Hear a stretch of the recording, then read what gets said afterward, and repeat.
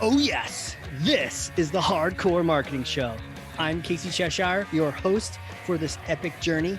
Today's show is sponsored by Ringmaster, on a mission to launch B2B podcasts that create relationships, generate revenue, and drive growth. Ringmasterlive.com. Bam.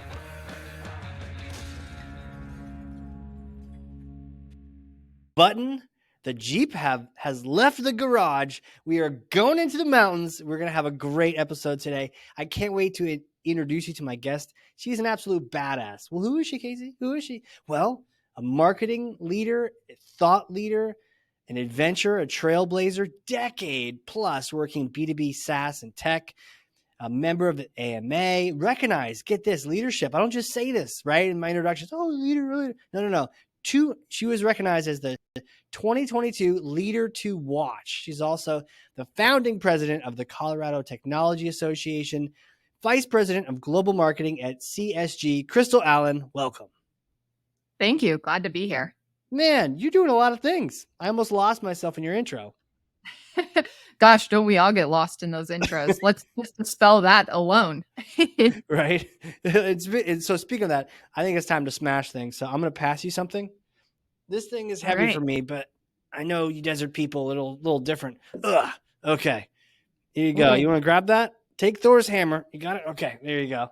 And so take Thor's hammer, smash for me some kind of marketing myth, bogus strategy, misconception, set the record straight once and for all. Yeah, totally excited to be here. And thank you. I love Thor and I love the Thor hammer. If only I could travel in time with that thing like he does. So it's an original too. That's the actual hammer you're using. That's the actual hammer? Yeah. Oh, well then we're in the best version of the movie yet. Yes. So I think for our time today, really what I was going to smash is account-based marketing is not just a B2B marketing strategy for market of one high-value customer accounts. It's actually a form of marketing engagement that uses highly targeted, personalized campaigns to win over particular accounts through B2H. And I'm sure you're like, what the hell is B2H? Business to human connection. And why we think this myth is a little bit of bullshit, and don't we all love that card game or the scene in How to Lose a Guy in 10 Days? That's my favorite, personally. Of great bullshit. Movie. Because it truly does take that business to human connection to support those growth marketing goals effectively. I'm overly excited about this because beyond the past 5 years and more, marketers, technologies, and our partner organizations like product management, go-to-market, customer success, we've become more and more critical partners in how we drive business growth and success than ever before. And really, in our time together, I was thinking, how do we make this memorable? And thought we could go through a list because everybody loves a list of 10 things. So I thought we'll spend our time going through 10 things of really why is ABM business to human connection more so than a business to business marketing strategy? Yeah, see, this is fascinating. Why do you think so many people get confused around this topic? Because there's so many technologies, there's so many different ways that you can drive marketing growth, marketing campaigns, integrated strategies. It's almost like we don't know where to start. And so then it's, do we start with demand gen? Do we start with account-based marketing? Or do we start somewhere else? Do we start with brand building? Where in the funnel do we start? There's so many different ways that you can approach growth strategies that we get lost in what should the approach be. And really the importance of that is who is at the heart of our marketing strategy. Got it. So we're so distracted by like the tactics that we forget the freaking person on the other end that we're supposed to be trying to help out. Yeah. And then we have so many tools that we're going through. Yeah. Are we going to email them? Are we going to SMS text them? Are we going to have them go through a automated telephone line? Are we going to target them in every channel possible? Are they going to get stalked with our brand? There's just so many different ways you could tackle this that oftentimes just getting started and remembering the person behind the other side of the computer is where we need to start. Got it. All right. So let's dive in. So it sounds like we've got a place to start here. We got an ordered list to bring order to this chaos of, because to your point, there's so many things here. So where do we start? Yeah. So really understanding why account-based marketing or business to human marketing, right? And that is the handshake between digital channels and human channels. And oftentimes you're thinking through cost because at the heart of it, all of us as marketers know we have a budget, We know what we want to try to drive towards, and we want that cost per click or the cost per lead to be as low as possible. Right. But we know we also have to drive conversion that is quality for our sales teams. And not every lead that comes in from a target account is going to be a good lead. So beyond really understanding the A of ABM, beyond accounts, understanding those buying committees within the accounts, the different departments, how do they work together? How are they siloed? And in our current organization at CSG, we're a strategic account focused to land and expand our opportunities. And that can be sometimes challenging too, even if they're a current customer of ours, because there's the silos, there's the data, there's different ownership of the tech stacks or the infrastructures. Right. And oftentimes that even taking all of those things into consideration impacts how we market to them. Got it. Okay. So do I get this right that you're using ABM and B2H synonymously? It's the same thing. Yeah, synonymously. They're the same thing. And that could be a myth in itself. Right. And that's probably marketers getting fancy and ahead of themselves, making up yet another acronym when really we just need to be connecting with humans, right? Right, exactly. Connecting with humans is at the heart of any marketing strategy that you're going to take. So really dispelling B2B marketing to business to human. I like that. Yeah. Sometimes I've heard people say it's human to human. Is it human to human or is it business to human? Well, ChatGPT could probably answer that for us. I know, right? I think with the evolution of where technology is going, it may not always be human to human interaction because we're looking for those efficiencies. And what does ChatGPT or generative AI options provide to us to streamline, find efficiencies in the ways we work? So it's hard to say that it truly will be human to human marketing in the future. Is it today? I'd say it's more today than it will be in the future. But maybe even in the future, we'll understand each other even better than we're trying to understand each other today because all of the engines behind the ChatGPT or the generative AI engines will help us have tools to find those efficiencies and learning what we need and want out of one another. And not only out of one another for our business's growth stake, what are the challenges that we're up against? How do we future proof those challenges? And then create strategies that are beneficial for both of our organizations. So good. And the fact that you're thinking about the future as well, because as soon as we get it good for this moment, things have changed. The market's constantly changing. So we have to keep evolving with it. So you've got a list of these. So which one's number one? Unless we already covered that one. Yeah. So number one is really just why account-based marketing. And that really is to understand beyond the account, the buying committee, what's happening across those accounts, the different departments, and how they all work together. Got it. So account-based marketing really starts at knowing who, how, and what that account targeting strategy is going to be. As we go into the second point, it's should your growth approach be demand generation or account-based marketing led? And truthfully, demand generation activities should support the account-based marketing approach. So do you start with lead gen or do you start with the target account? Do you start with the target account or do you start with lead gen? It's kind of like the chicken and the egg. Yeah. And as you think through that, account-based marketing is not just digital. It truly is that human connection plus the digital connection. So we had a good example of one of these campaigns that we had ran that really was a combination of the demand generation and the account-based marketing approach for a leading pharmaceutical company. And what we did is we really understood their marketing campaign. How are they communicating to their consumers to bring that human connection back in, bringing in their branding alignment? What was their campaign that their consumers were seeing? And how did we understand what was important to them in that moment? So when we were marketing our solutions to them, we could tie those together. And in that instance, it was really understanding the moments that matter most and creating a campaign connection with their brand, with their mission, and what was important to them to drive connection with their consumers. And that's really where we took an account-based and a deal-based solution approach to really putting all of our targeting together. From our one-page data sheet all the way through our sizzle video, our campaign graphics, we used their brand, we used their logo, we used their current campaign messaging tied with our value proposition to really bring that personalization and human connection to life but also demonstrating not only do we understand them as a business, we understand what was important to them as a business to their consumer, which is Wow. ultimately what we're trying to do. So that B to B to H, business to business, and then the business to human. So you customized all of those assets around their campaigns and even the sizzle videos and all, like, I mean, that is ABM, right? That is that approach. And so did that come first? In regards Like to what demand gen part? versus ABM, like chicken versus egg.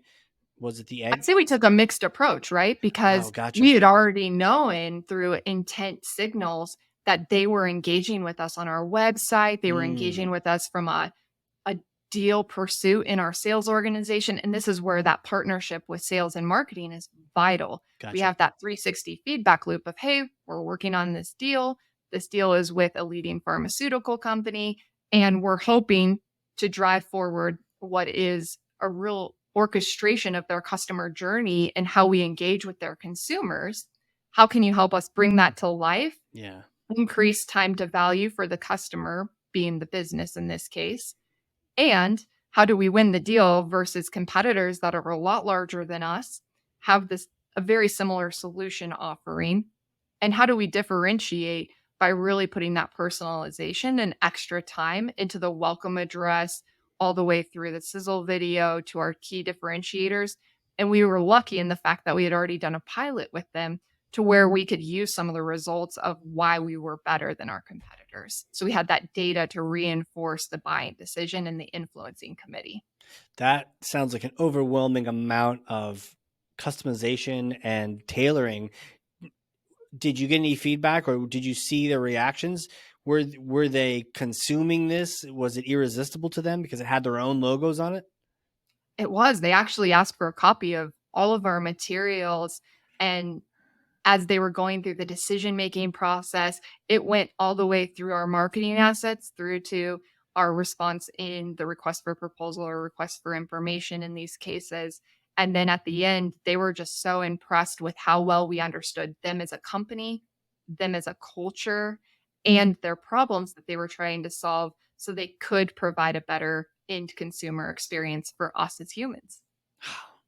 Man, so I assume they signed for 10 years and they're a permanent lifelong customer, and hopefully they're going to give you referrals soon if they haven't already, because that sounds like a great success story. They're a super customer of ours and have already helped us continue to grow within inside the retail pharmaceutical industry, as well as continue to grow and scale how we help each other in business in driving really comprehensive and engagement customer activities, which is great. And you took this mixed approach, and it sounds like what really got it over the finish line was that tailoring, that ABM side of things. I feel like I see a lot of people doing the opposite of everything you described, right? And so I can imagine that when they're comparing your resources to everyone else's, everyone else has their boilerplate generic template that is just what they send everyone. And yours is like, has them in it every single time. Yeah. And not only that, it's how do you think beyond just that campaign? Because it's great to get them as a customer, but then how do you retain them? How do you keep them engaged? And how do you create value as them as a customer? So, really having that advisory back from them as they're experiencing us as a business and our solutions, Yeah. and where we have opportunity to continue to grow, evolve, and optimize our solutions for them to continue to see success in engaging their customers too, Amazing. which is each of us as humans. Right. Again, and I love that we're driving this point home. In the end, it is all B to H. So, okay, we started with why. We've made that mixed decision of demand gen or ABM. What's next?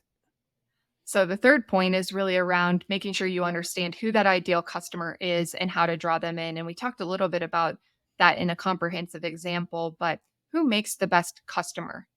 And then Man, understanding, are you taking a vertical approach? Are you taking a persona approach? In our case, we take both. We understand what is the industry vertical that we're targeting and who are those key personas that we want to target.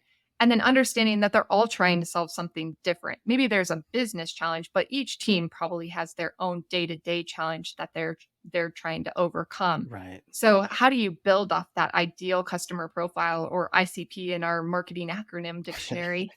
Who makes that best customer, that annual revenue, the industry vertical, what's the employee count, what's their geographical location. And then we take that one layer down and really understand, looking at that ICP account list to track marketing qualified accounts or MQAs. Once they become that MQA, showing the in-market intent from, we always like to look in things of three, right? So 3 or more individuals in an account. And then from there, really activating that campaign to convert them into opportunities. If you take that approach, it really does demonstrate a business to human connection. And it all starts with understanding why account-based marketing, how demand generation, account-based marketing complement one another, and then going into the ICP or the ideal customer profile to make sure that those messages that you've created then resonate with the right audience. I see so many people get stuck on this. I've gotten stuck on this too. It's so hard to say no to some people, and yeah, it's so powerful when you do. And the other day I was thinking about, sometimes when you have those ideal customers, you end up wowing them just by being you, right? You don't have to do anything extra special or whatnot. You just do your services, and they're just so happy with it. Yet you have these other people who aren't your ideal customer. You let them in, and they're not happy. And then you have to go above and beyond and all these different things to try to make them happy. And man, if we had only just isolated that ideal customer and went for it, we could be just making people happy left and right. Yeah, I think the other component of that is, and this isn't just our organization, I'm sure marketing budgets are hard to come by. So how do you effectively and efficiently spend that money? And that's one thing that account-based marketing really enables, is you're not just throwing and casting this huge net to maybe people who aren't interested in your product or aren't interested in your solution or aren't the ideal customer for you. We can rather go and deep sea fish with a spear, find the right type of fish in the right spot of the ocean at the right temperature that then is going to make the perfect meal, right? Right. And I think that's really where everything comes together for effective marketing growth. Do you have a particular thing you like looking for? I know there's all different layers that you've analyzed, but are there any telltale points that just give you that sense that a customer is just such a sweet fit, like a perfect fit? When we think about competitive intelligence, there are some signifiers, right? Did they just go through a recent acquisition? Are they growing? Did they acquire a different company? Are they going through a transformation? And it's easier in public companies where you can look at all of their earnings and how they're driving businesses. If you're targeting a private company, there's maybe not as much available information. But by doing research on the industry verticals, understanding the market buying power, what's available in their technology stack today, where are they trying to drive initiatives like customer experience, customer satisfaction, which is a pretty common trend right now across any industry vertical and any business. How do you really obtain and retain those customers? And so we really look at taking competitive intelligence at the start of a program, and our product marketing organization starts there. And then they help in partnership with our sales organization really understand what's happening from an industry trend perspective. That then helps us get a little bit more granular in who's that sweet spot. And then we can take intent data right from our website or our marketing technology. Like for account-based marketing, we use demand-based. We can take intent notifications of, are they looking at the same subject matter of a specific solution or portfolio or challenge that we can then solve with one of our solutions? Are they engaging across multiple pages of our website, different solutions from revenue management and monetization to customer experience to payment transaction and processing? Where are they looking to really understand? How do we then target and engage with them so that it is relevant, it's timely, and it's scalable to the problems that they're trying to solve for? Got it. Okay. Awesome. Let's go. We're going to run out of time for this list. Let's talk through this list. I want to hear all these other points. Maybe this is like a part 2 eventually, or maybe we'll put the rest of it behind a paywall, right? And we'll get some Jeep money out of it. Yeah, we always need that good Jeep money. I'm on the hook for some new wheels. I want some bronze ones. So anyhow, number 4, being besties with digital marketing to know your magic keywords. This really comes down to those website search terms. How are people finding us? How are people finding the competitors? How do we rank against those competitors? And then are there trends in where and how and when people are searching for the specifics like we were just talking about? Got And it. then how do we stay in tune to the Google trends? Beautiful. Okay. All right. Number 5, personalization is important, but it doesn't always mean one-to-one, a person to a person, Crystal to Casey. It could be Crystal to Casey's podcast series, The Hard Corpse Marketing Show, because you are your brand. You are the extension of that. So one-to-one can mean something as simple as I'm talking to Casey, but I'm also talking to the Hard Corpse Marketing Show and his audience. So really understanding what's your why, what's your challenges in your daily operations, and then really creating those materials to align to your business brand. And that alone can be a myth in itself. Yeah. Personalization doesn't necessarily mean one-to-one personalized. It can create thresholds for what level of personalization is appropriate. And that goes back to vertical, sub-verticals, personas, or even accounts and beyond. It makes total sense. The key word I got from that was the levels of personalization. We think just like on off sometimes, when really there's layers we can approach and address to. Totally. And and I think the layers help you approach this, because to your point, you could smash a myth. You spend a whole podcast on that topic, and you could spend a whole year personalizing and still not be good enough. So picking your battles of what are we going to personalize. Yeah. And it takes time to personalize. So It does. knowing where you're going to get the return on that investment of level of effort on personalization is important. Yeah, that's something that a lot of people talk about, the idea of getting an ROI on personalization. I think we kind of just do it, and we think if we build it, they will come. If we personalize, that they will just listen to us now, right? Or if we have bad content, but we put their first name on it, maybe they'll think it's great. And it's like, that's not exactly how that works. Or they misspell my name, or Oof. they don't, Yeah. they might think I like black, but my favorite color is actually teal. And yeah, sometimes personalization goes wrong before it goes right. I have a quick question for you around that. I have heard it said that Starbucks spells your name wrong on purpose. So you'll take a photo of it, hate on them, and then share that on your social, so everyone else goes like, oh yeah, I should get some Starbucks. Is this true or not?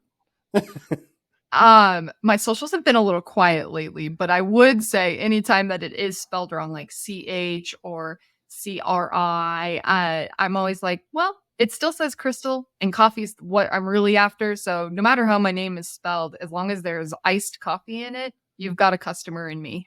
Right. But let's not mess up the ice versus the regular. Sometimes I've gotten something as crazy as like KASSIE,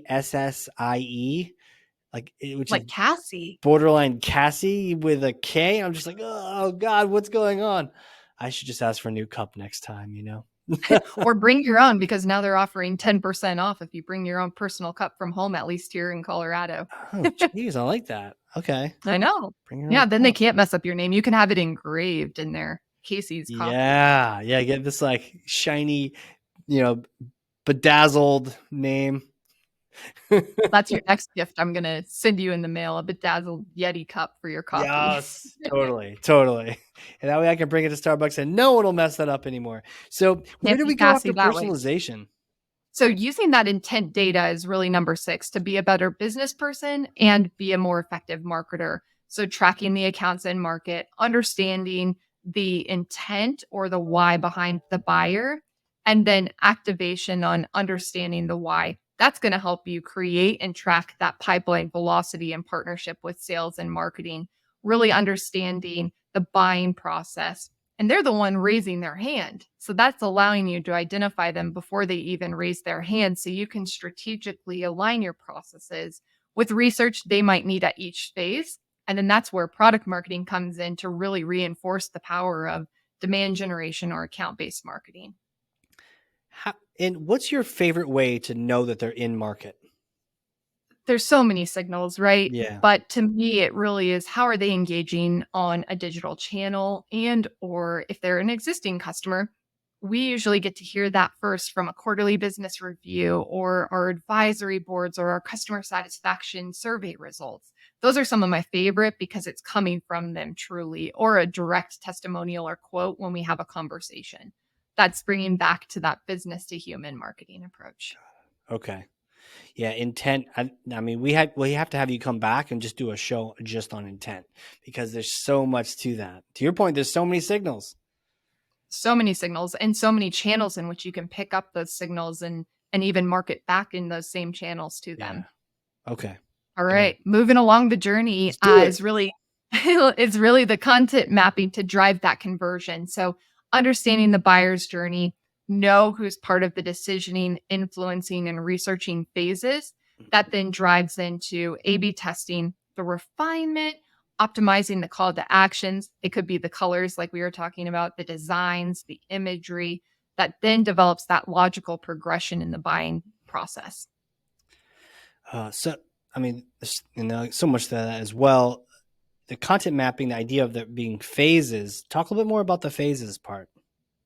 Yeah. So obviously, if you just start with the buyer, they're probably going to bring in their team and who's going to be an influencer, who will be a user of a solution. Like for us in SaaS-based technology, we might be talking to the chief technology officer, plus his security team, plus the people who are actually involved in implementing a new technology solution. Sure. We're then also helping support a customer experience team or a marketing team. So then they're interested in the features, the functionality, and how they're actually going to engage with their consumers.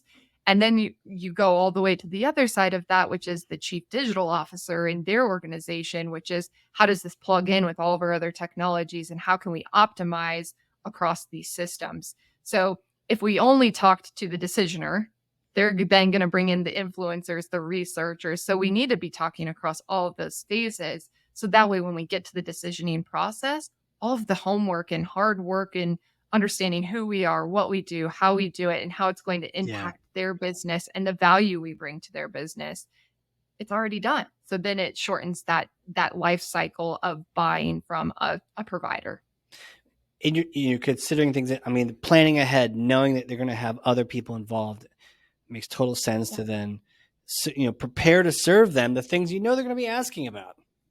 Yeah, you can usually assume there's going to be key proponents that they're going to need to know. What are the product requirements? What are the integrations that are needed? What are the securities? What are the certifications you have? What cloud environments it's running in? That's obviously unique to our business, but there's similar requirements that are being across any industry and any solution.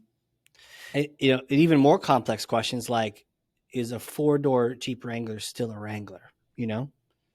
Ooh, that's a hot take, Yeah. I guess, as the kids might say nowadays. But I think 2 doors or 4 doors, if they come off and the tops pop off and you can go through the mud in them, they're both a Jeep Wrangler to me. Okay, that's good. Yeah, I would tend to agree. There's nothing quite like the 2 doors. So what's number 8? By the way, Crystal, have you thought of writing a book? Because I feel like this is like your book. I do have a bucket list item that says publish a book. So maybe sometime in life. Yeah, I think, not something I'm currently working on, though. Well, tell me more about chapter 8 now in your book. So, yep, number 8 is really around, and this is probably in my mind number 1, which is building and investing in a stellar team that cultivates that sales synergy. And that's crucial for the human connection, the trust, and the credibility. And not only the credibility in you as a person, you as a team, but your brand as well. Yeah. There's a guy named Dan Sullivan who has this quote where he says, who, not how, right? You have a problem, you're not sure how to solve it. The question is not, how do I solve it? It's like, who do I need that will just knock this out of the park? So yeah, it's so true that while it's chapter 8 in your upcoming book, which I hope you'll sign for me, it really is one of the most, or if not, it is the most important thing is that team around you. Yeah, for sure. And I would be remiss not to shout out to Madison, Southerlin, Suze Pelizzari, Dan Armstrong. They're part of my growth marketing group leadership team. That is outstanding. So I'd have to give a call out to them and just helping me prepare for these chapters of the book as well. So heck yeah. Shout out, guys. Yeah, we need a good shout out always. So I'll bring us back to number 9, which is really around technology and data everywhere, as Buzz Lightyear meme might come up. And it's really around the budget, the executive buy-in, and what to look for to understand when you have all these different technologies and all of these different data points, how do you use them? How do you optimize them to really put your budget in the right place, get the buy-in where you need the buy-in, and then use that data as marketing superpower to get that connection with those customers or prospective customers? I love that these are both in the same category, because one of the things I see happen with both tech and data is the lack of use of it, right? We collect it, we hoard it, and then we don't use it. And in the case of tech, we're probably paying for it at the same time. Can you talk to me about what it takes to not just collect these things, but actually use them and make sure they don't just get all dusty in some corner somewhere and never to see the light of day? I think that's even something we work on regularly with inside our business is how do we take that data as signals of buying or of interest to better market and more effectively market and understand our consumers of what are they looking for, what are the challenges that they're up against, and through those signals, through the data that we're finding, how do we then take that to be more relevant and personalized in our outreach to them? So, a couple of strategies that we've deployed is really engaging with our marketing operations team, but we've brought our marketing operations team and our revenue operations team together under the same organization. So that way we're always proactively looking from a holistic life cycle of the sales and the marketing data together, which better helps that engagement. And I then like that's that. how we take the power of the data and put it back into our marketing strategies. So good. I feel like you are a walking YouTube Shorts soundbite machine. Like like It's funny. I didn't even know what a YouTube short was until my husband was watching them the other night. And I was like, "What are you watching?" He's like, "A YouTube short." And I was like, "Well, for a marketer, I'm out of date. What's that? And are you on Threads?" right? Seriously. Well, you're about to become a multi-personal YouTube short, so I'm sure he'll be able to like watch your shorts in a short Uh-oh. period of time. Watch out. I'll bring us home with number 10, which is Yes. don't let perfect be the enemy of very good, and using those key performance indicators or KPIs to grow and evolve. To me, you aren't always going to be perfect when you launch your first marketing campaign or your first marketing program through account-based marketing, demand generation, or even from your content perspective on the Yeah. product marketing side. So it's really understanding that account engagement, the program impact that you can have, how that then connects to revenue, the sales pipeline, and active and open opportunities to then influence what did marketing actually influence and impact in a deal life cycle. And then continuing to have that qualitative support in that 360-degree feedback loop with the cross-functional teams that then ensures you have that account coverage, the program success, the pipeline created, all the way through how those opportunities were created following marketing campaigns and programs like events, etc. Yeah, I've seen the perfect get in the way when it comes to writing, and then you can see how it gets in the way of everything, because if you're so determined to make it perfect, it will not be there ever, really. And so you need to figure out, how do you figure out what your threshold is where it's good enough? Man, that is something that when I can tell my younger self and when I can tell my older self some advice, I think that's something I'm continuing to learn through. I am a type A, type 3 on the Enneagram, and somebody who's always consistently looking for excellence and perfection. But to me, I always say, if this materialistically didn't change, are the results going to be any different? And if so, is it worth the level of effort it's going to take to go from 80% to 100% done? And that's something as an organization and as a team of strong performers and high performers that we always struggle with, which then impacts work-life balance and all of the other things that you try to do on a day-to-day basis. So I'd say knowing good enough is, if it's not in market, it's not good enough. So get it in market, test it, get the results, and try. And just from trying, you're going to get a lot more data than trying to make it perfect. And so I always try to encourage my team, think through, is it good enough to go live for us to get early insights on that we can then optimize and perfect after, if we see the level of effort really through the engagement and the intent data that's coming in from the campaign. Makes total sense. Getting it out there early, short of embarrassing yourself or being, full of grammar errors or something, whether it's content or actual product. As long as you're not embarrassing yourself, it is a chance to get real data, right? You can hypothesize all day, but when you really find out if that person is taking the actions you're looking for, that lets you know a lot of things. Right. Yeah. And what's perfect to me may not be the same perfect qualification to others on my team or in the market. What they're seeing in market might be a perfect campaign. That's true. That is actually true. And you won't know that until you put it out there, to your point. Yep. Take the risk. My next question to you is who are you? Who are you? How do you know all these things? I feel like we've just gone through 10 power chapters in your future book, and I'm dying to know how you know all these things. When you were growing up, little Crystal, did you know you're going to be a marketing leader, teaching people about how to have a strategic approach to marketing? If I go to Little Crystal originally wanted to be either a marine biologist because she really enjoyed swimming with dolphins at SeaWorld, or a second grade teacher because she really looked up to Mrs. Cordova was her name at the time. And marketing hadn't even crossed my mind at that point in time. I think I got my first insight into true marketing when I was in high school, when I participated in the DECA program and then qualified for state for one of our pitches. So that was about the first time I was really like, ooh, marketing. I really like marketing.